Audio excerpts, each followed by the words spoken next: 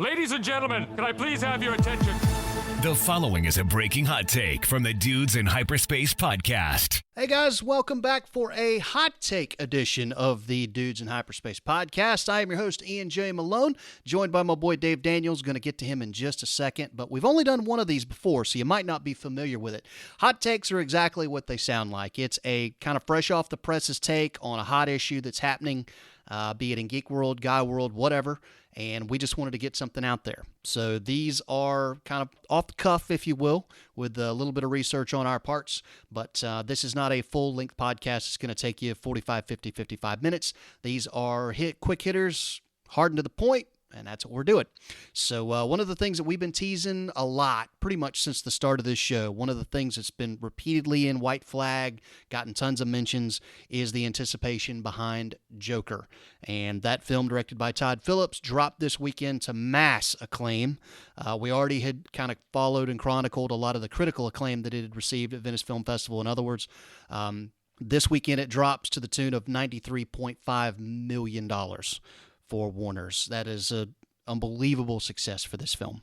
So with that said, I welcome in my boy Dave Daniels. How are you this evening, sir? Good evening, sir. I'm doing well. How are you? I'm doing all right. Well, let's get straight to it, man. We've been looking forward to this for a while. So excited. We've broached it several times. Now we've finally seen it. I'm going to let you lead off. Real quick, though, before we get to this, I want to make it clear for everybody. The first part of this is going to be non-spoilers.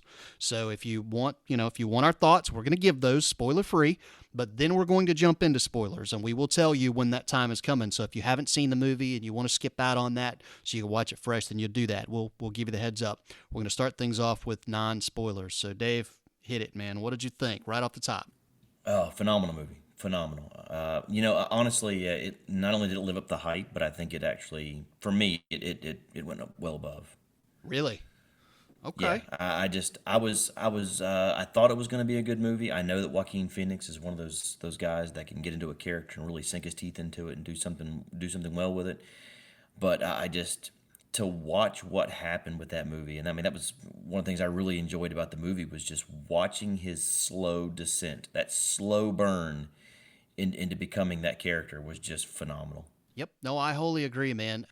I'm inclined to agree with everything that you just said. I loved it. I mean, in this day and age, with films that are so hyped and have so much anticipation, rarely do they ever stack up. The best that you can hope is that, you know what, I enjoyed it. I had my qualms with it. But all in all, being the operative words, I enjoyed it. That's not the case here at all. I thought it was a home run in pretty much every way. We're going to run down some of our likes and dislikes with the film. I really had to reach for a dislike. I'll chronicle that later in our spoilers section, but I loved it. The things that kind of jump off to me, and again, go in broad strokes so as not to spoil anything for people. Joaquin Phoenix was as advertised. That man should be nominated for a best actor for the Oscars. There's no question about it. If they don't, then I already have plenty of reason as it is not to give a crap about the Academy Awards. That would pretty much seal their fate for me forever and ever. Amen. Phoenix was absolutely incredible. The other thing that I really was blown away by in this film, and you got glimpses of this in the trailers, but you couldn't immerse yourself in it until you actually saw the film. That is the look and the feel of this film. The score, I've never heard of the young woman who did the score. Her name is Hitler something. She's German. I won't even begin to try and pronounce her last name. But the score totally set the stage for this film, and I'm a big music guy, so that's always a key ingredient for me in the film experience, and this one delivered in spades. The score for this film is just downright creepy and amazing. And the other thing about it was just the look of it. To hear the directors talk, this is set somewhere around the late 70s, early 80s. Screen Rant pegged it down as being in 1981. That is a perfect time period to set this particular story. Because if you track back in history, America was a jacked up place in 1980. This is just before Reagan was elected. You're coming off of the epic failure that was the Jimmy Carter administration. You have the Iranian hostage crisis going on.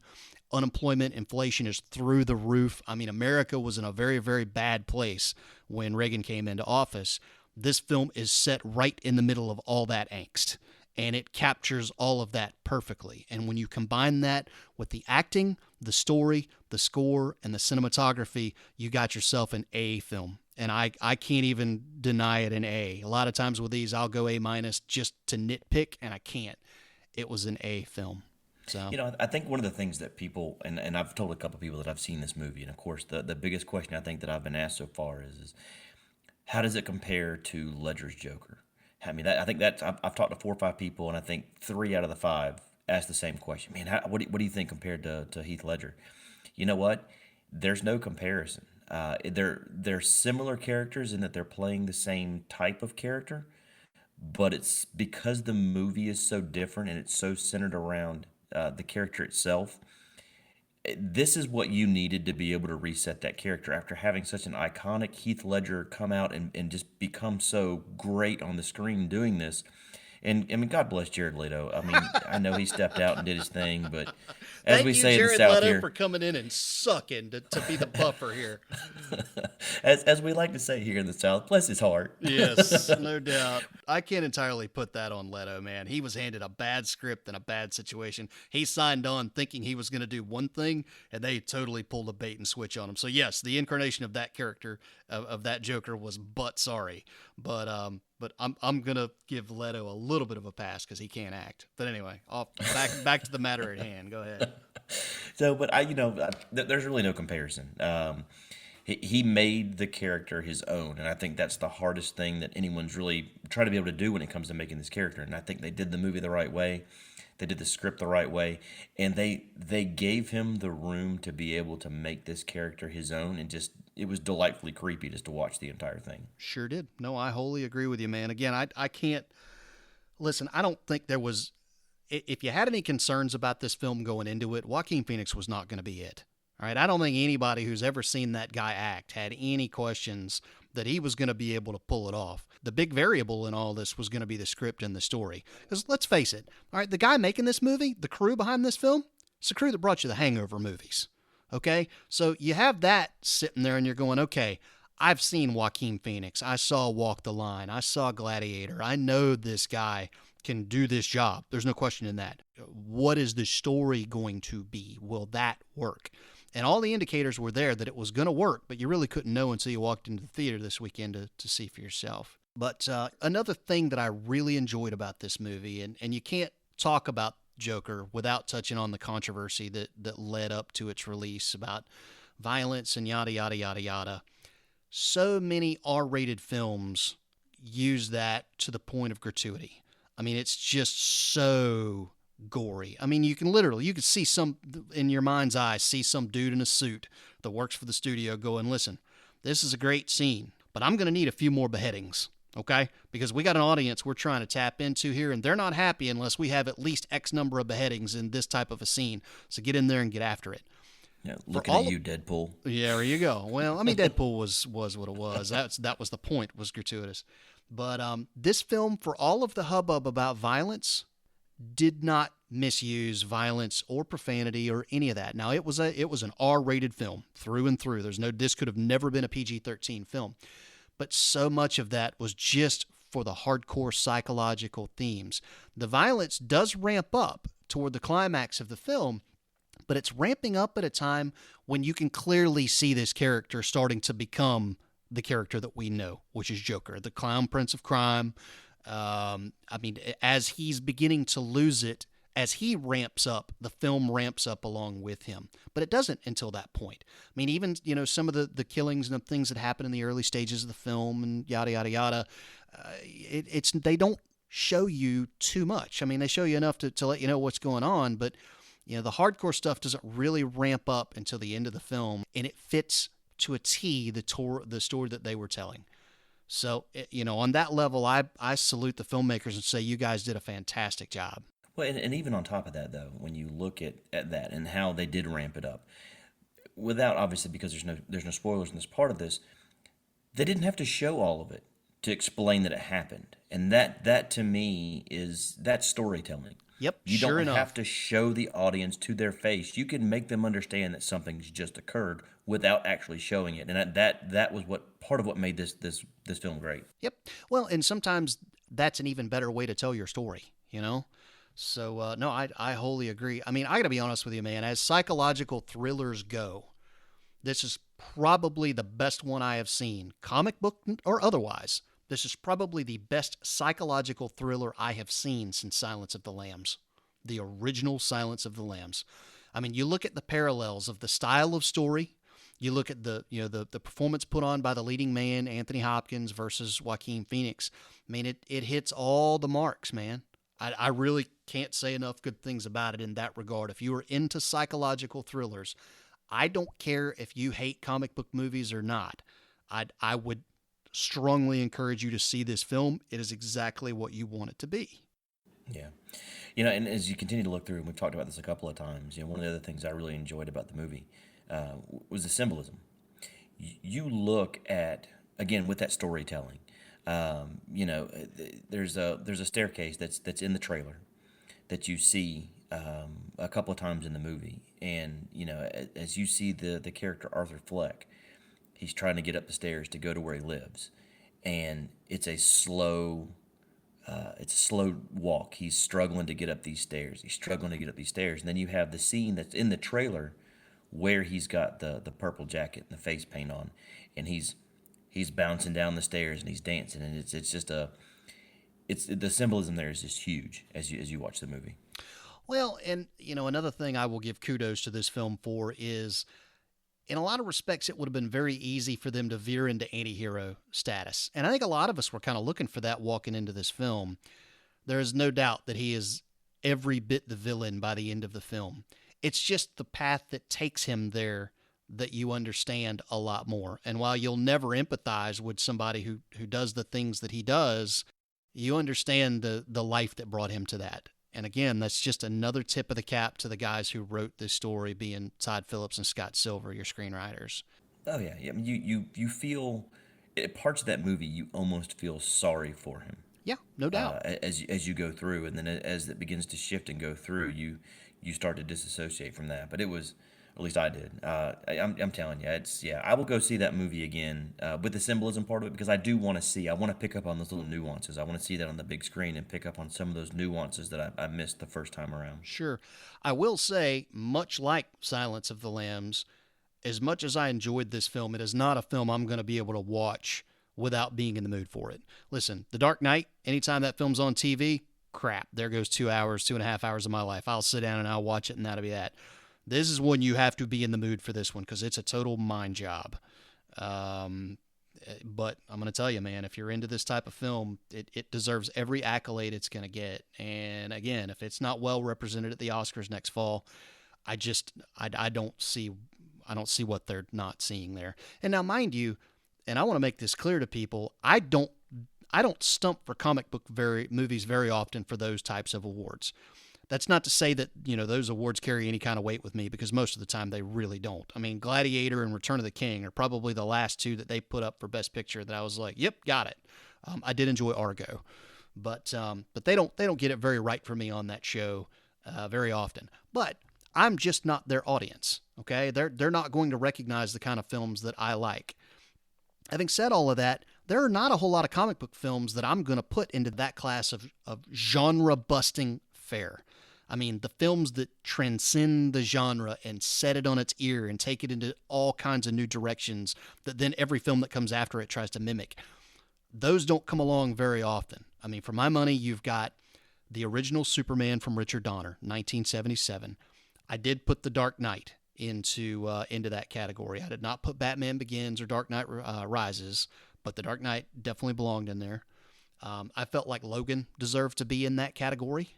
And I mean, I guess out of the Marvel films, I would say that Endgame probably deserved to be there, and it might, just because of the monumental feat it pulled off to tie up 10 years of storytelling. That in itself is novel. But pretty much every other Marvel film, just run down the formula. Captain America First Avenger, Iron Man, Black Panther, Captain Marvel. I mean, you see the formula now when you watch those films.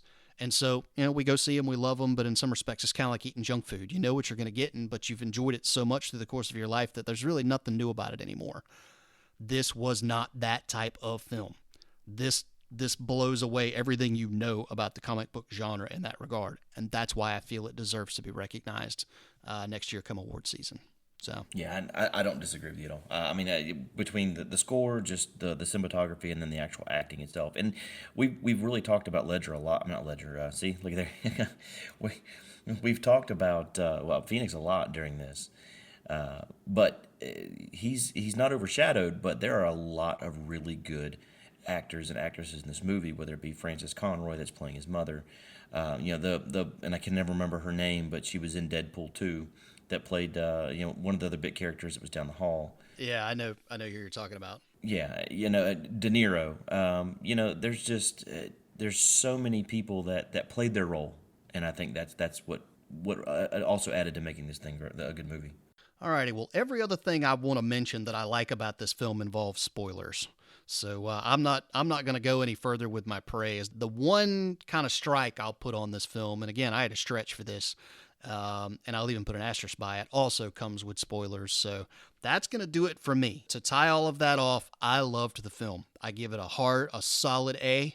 And if you're into psychological thrillers, again, I don't care if you're a comic book fan or not, this is a movie you got to see. So a couple things I'll add, and then I can actually go in depth in the last two things that I liked once we get into the spoilers part of it. But there were a lot of parallels to the actual Batman universe and other Joker characters as you watch the movie. Phenomenal. Just obviously you have to pay homage to those that went before you, and I think in this case some of them were subtle, some of them were not so subtle. Also, the original character that the Joker was made after when the comic was made. It was from a movie. It was a silent movie called The Man Who Laughs, Gwynplaine. And basically what happens in the movie, or in the old movie, is that there's a son whose dad has been sentenced to death. Before they put the father to death, the son is disfigured to where he has a permanent smile on his face. And the doctor in the silent movie, when he's describing it to the other characters, about the other movie characters, about what's happened with this kid, the son, he takes his two fingers and he hooks them into the corners of his mouth and pulls his mouth up into a smile, much like you see Phoenix do a couple of times in the trailer as well. I think that's one of the other nods that as you go through. As for stuff that I didn't like about the movie, and I'd also had to really stretch for these as well, is they got a little far into some of the social commentary, and I don't think that some of that was bad, but I think that they do. To take something from 1981 and pull it forward and set it there, they got a little political. I don't think they got too political, but there is some parts where you look at it that this is a huge indictment on mental health in this country and how things are dealt with overall. And I don't think that's a bad thing. They did get a little into it at some points. Also, and they were setting up parts of the movie, but it did get a little slow in a couple of small spots, but you have to have some of those slow spots to be able to set up the rest of the movie. So Sure. Wholly agree. that's where I'm at with that. Alrighty, well that is going to do it for the non-spoiler portion of the program. If you do not want to be spoiled on this film, turn back now. Turn back now. Turn back You now. have been warned. You have been warned. So, all right. Well, let's roll into some spoilers here. What did you like about it that gives us some juice, man? All right, so the parallels to the Batman universe that I really thought was great. The Heath Ledger. There is a point in time where he puts on a mask that's very similar to the one that Heath wears at the beginning of the movie. It's not a full mask. It's one he kind of pulls over his face with a rubber band over it. Also, there's a scene where he's in a cop car and he's riding, and it's very, very similar to the scene where Heath has stolen the cop car in Dark Knight and is riding around going through. The laugh and I know he wasn't going for this, but the laugh is very similar to Mark Hamill's, who has obviously been an iconic Joker over the years. But you'll hear a few times as he goes through in the inappropriate parts of where he laughs. Those laughs sound very Hamill-ish. There's an homage to Nicholson, it looks like anyway, when he's in the dressing room getting ready to go on the talk show with De Niro. Huge picture of De Niro in the background where he's got that Nicholson-esque smile going. There's a big homage to the Dark Knight Returns comic where when he goes in the talk show, If you watch it, the talk show itself is different. However, when he walks out, he puts a huge kiss in the comic on the female guest that's just before him, and it's very awkward the way it goes through, but it's exact same way. Also, in the Killing Joke, which is obviously I think Yep. one of the biggest things. Yep, I was there's going a to touch on huge that if you parallel. didn't. Yep, go ahead. He talks about one bad day in the Killing Joke, where it's I've had a few bad weeks. I think those are huge parallels as you go through, but they're really you have to. I'm really looking forward to seeing. I'll get into this a little more later, but I'm looking forward to see what happens from here with some of this. Yep, no, I wholly agree. One thing I hope they do not do, DC, Warners, I don't care how much money you make off of this film, there does not need to be another one. The smartest thing they did with this film was say this is not connected to any kind of pre-existing shared universe, nothing. This is its own story. That's why this movie succeeds, because it's not handcuffed to that. And I don't think Phoenix would come back and do another one anyway. I think he's pretty well content to play this part, and that'll be it. Could be wrong. Money talks. But you don't need another one. Yeah, I wholly agree with everything you just said. I love that. I particularly love the cop car at the end when he's riding away after they've arrested him after shooting De Niro. I got that same thing. I was like, man, that is Heath Ledger all the way riding down the road. It was awesome. Thing that I loved about this film, and this plays into the whole psychological thriller genre thing, you really, at the end of the day, don't have a clue what was real and what isn't. The way they use ambiguity in this story is masterfully done. And by the time you get to the film and you find out that so much of what has happened has been in his head, whether it's the relationship with the neighbor, and then, of course, the big one that everybody wants to know about, it ends in Arkham Asylum with him sitting there talking to the social worker again. And for all you know, everything that you just watched has happened entirely in his head. And they're being really coy about that. They won't tell you what's real and what's not. You're just left to try and figure that stuff out on your own. And there are times when filmmakers try and use that tactic and it just fails epically. It didn't here. I mean, it plays directly into the spirit of what this film and what this character is supposed to be. And again, mind job is the best way I know to use it, and that's why it worked. Yeah, one of the interesting parallels that they pulled actually from real life is, you got the scene in there where he shoots the three Wall Street workers and kind of starts his path. And that's a huge parallel to a story back in the 1980s when Bernie Getz up in New York shot four on a subway, and basically as he's talking to everybody, it turned into the same type of thing where it took about 3 weeks for him to turn himself in. People were talking about a vigilante and how they thought that may not have been the bad thing all the way through, which obviously there's huge parallels in this movie to that. But also in the parallel that he tells them after they get a hold of him and he's confessing that he only stopped shooting because he'd run out of bullets. And I mean, quite honestly, that's exactly what happened with this one too. I think that, quite honestly, I mean, obviously, I think any movie they leave themselves open for a sequel. And in this, if you look at the symbolism at the very end of the movie, you see the actual birth of two iconic characters, parallel at the same time going on. I mean, even if you want to look at, and I saw some people talking about this before online, where they're pulling Phoenix out of the cop car and through the window, and it's almost like they're giving birth, and they lay him on top of the hood of the cop car, and then everyone just gathers around him, and he becomes this symbol. Right. And he wakes up and becomes this new thing, and that's paralleled with Thomas and Martha Wayne laying in an alley, and there's Bruce looking up. Yep, and that was something else I didn't think I would see in this film, honestly, but I loved it when it happened. Listen, I mean, the death of Thomas and Martha Wayne is almost a punchline at this point. It's kind of like, how many times are we going to see Uncle Ben die in the Spider-Man movies? I mean, we know it. Okay, Uncle Ben croaked, he got whacked, something had to happen to send Peter Parker on his destiny, and blah, blah, blah, blah, blah, blah, blah. It's really, it's kind of a joke at this point. Thomas and Martha Wayne, same deal. It wasn't in this. By the time you hit that point, when you see them walk out of that theater, I mean, I was just like, oh no. Oh no no no no no no no no no no no no no no no! Because I didn't think I was going to see that. I didn't think they were going to be that directly tied to the Batman mythology here. But when it happens, framed within the context of this story, it's the perfect way to end. It is Joker reaching his pinnacle as the character, now fully embraced in the persona, and now we have the beginnings of Batman. And for all of the talk of this film about this is our own story, it's a real movie under the guise of a comic book movie. That was how Todd Phillips framed it when he pitched it to Joaquin Phoenix. So we're going to sneak a real movie in on people under the guise of a comic book film. For all of that, the way this tied so beautifully into the classic Batman lore was a home run. And I've never felt that way when I've watched the shooting scene. I mean, whether it was with Michael Keaton in the original Batman, whether it was in Batman Begins with Christian Bale, I'm pretty sure we've seen them get whacked in a number of other places. Batman the Animated Series. I mean, it's always but it's always just a plot device. Okay, well, some tragic thing had to happen. This kid, he become Batman. Here it is. Let's go. Put on the cape and cowl and let's roll. And this didn't. That was the payoff at the end of the film.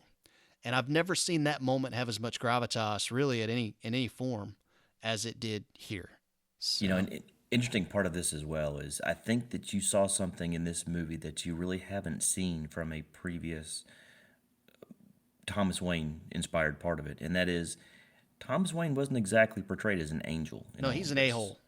Yeah, completely. And, I mean, you never really get the answer as to whether or not he's actually the kid's dad. Right. Yeah, I mean, and I think they lean towards one direction, obviously. But yeah, he's a complete a-hole throughout the movie. But you don't really see that before. You don't see. You've always seen Thomas Wayne as being this upstanding philanthropist. Easy for me to say, philanthropist that has done everything he can to save Gotham City, and he's just a victim of its crime. Where I think that this is a little different on that part of it, and I'm gonna diverge from you a little bit on this. I think I would like to see what can happen from here with Phoenix. If you have a Joker-centered story again with him, and you have a younger Bruce Wayne / Batman that comes through, and that's the Muse, I think that's something that, given again the right story, I think can have a huge impact and would be something I would probably go and see with this character. See, I don't. And some of that, honestly, is, let's just be honest, it's only a matter of time before the DC universe tries to take another pass at a shared universe. All right, we've already got the Batman lined up for, I think it's 2021 with Matt Reeves and Robert Pattinson and all that, and the Joker will not be a part of that film. But if it's a success, you can't not have a Batman film and at some point have him not clash with the Joker. There will be another Joker. I would prefer for them to just go out and find their own guy and their own take on the story and just leave this, again, as its own thing. And I will use this, and I'm going to totally bring out this right here, ladies and gentlemen. I want you to write down this moment in podcast history because I'm about to use cheap booze as the greatest analogy ever, okay? Listen, there are times when I want a good, smooth, bold, robust flavored whiskey. Good, high dollar, top shelf stuff, whether it's Redbreast or whether it's, whatever. Really good whiskey that you just sit down with a glass and you savor it. You give it a nose, you savor it on your palate. The entire experience of drinking that is it's an experience in and of itself. Then there are times I want something I can pour in a Coke with ice and be done. Jack Daniels, Jim Beam, whatever. That's good enough. That's perfectly fine for those things. I don't want to ruin that fine whiskey on a tailgate watching a football game. That's not what that is for. That is for a quiet time alone when you just want to sit back and enjoy that for what it is. This is the top shelf whiskey of comic book films. And when you start getting into the shared universe stuff, I love it. Again, I'm a fan of it. Otherwise, I wouldn't have started this podcast. That's the Jim Beam. All right. That's the Evan Williams. Pour it over Coke, raise it with your friends, have a great time, enjoy the night. But at the end of the day, it's really not about the whiskey. It's about camaraderie and whatever. So I don't know if that made any sense, but that's why I say I don't need a sequel here. Let it be the high dollar whiskey. And then There's the Jared Leto, i.e., the old smuggler. Oh, yep. Old Crow right there. Yeah, no, that was, bless his heart. I'm going to steal your line on that one. Poor guy. So anyway, that's why I don't want another one of these, man. I so enjoyed it for what it is. I don't want to mess with that. Yeah, we talked about this before with beginnings and ends, and some things just don't need a sequel. It's its own self-contained story. It ends on a perfect crescendo. Let perfection be, man. So, all right, you got any dislikes you want to throw out with this film that involve spoilers? No, just the ones I've already gotten into, just that part of it. I really didn't see anything else specific. I mean, it was hard to even find something that I disliked about the movie. So, but, per your command, I had to come up with something. So I threw something out there. All righty. I will go along with you on the social commentary stuff. Sometimes that did get a little bit heavy-handed. I didn't think it was pulpit level, but there were times when it did kind of teeter on that. The other thing I will say is at the end of the film, when he goes on to the De Niro show, I remember sitting in a theater thinking to myself, there is no, because Robert De Niro walks in and is basically like, no, man, let him go on. This is what he's going to look like. It's going to be fine. It's going to be great. And I remember thinking to myself, there is no way that this guy goes on stage looking like that, given everything that's happening outside, with a gun in his pocket, no less. I get that this is pre 9/11, and so security was a completely different thing back then. But even in 1981, nobody would have been stupid enough to let him go on stage that way. Some producer, somebody would have stepped in, and he would have never made it out on that stage. So in that moment of the film, I kind of saw shark fins circling a little bit. That was a little bit more disbelief than I can suspend. However, and this is the asterisk I will put beside that, if in fact everything that happened in that film happened in his imagination and he's been in Arkham Asylum this whole time, then it makes perfect sense. His mind is that warped. Of course he would be able to walk out on stage and do that. So it gets back to that, that ambiguity factor of what was real and what isn't. You really don't have any way of knowing. So, in light of that, I can give this a pass because for all I know, this was all in his head. But in the moment, watching it in the theater, thinking that this is all happening right in front of my eyes, I thought, that's a little bit of a stretch. I don't know that happens. But that was about the only. I didn't think it was slow at all, and I thought it was a perfectly well-paced film. I never looked at my watch or anything like that. It was right on 2 hours and 2 minutes, minus all of the trailers, most of which were ridiculous.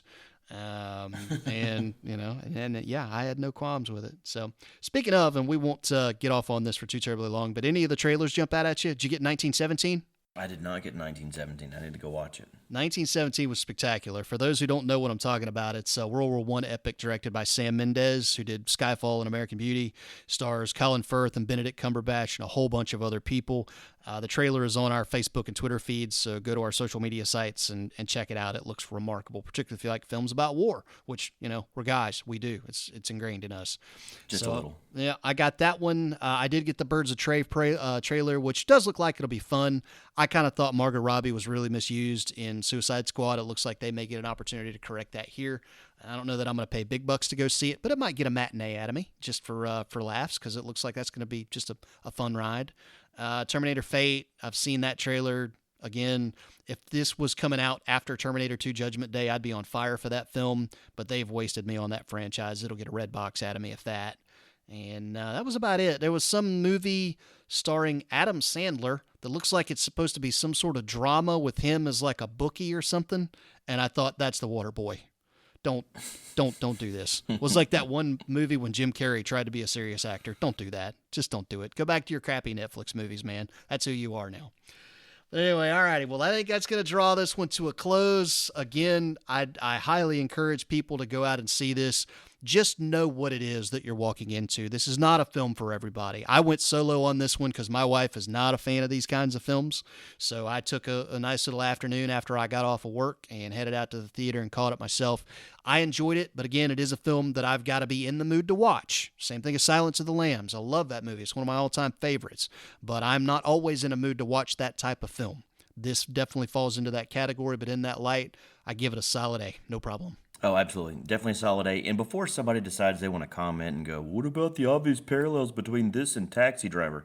Yeah, we see it. It's there. All right, everyone else is talking about it. We're Right. trying to give you something different, so don't complain. Just listen, all right? There you go.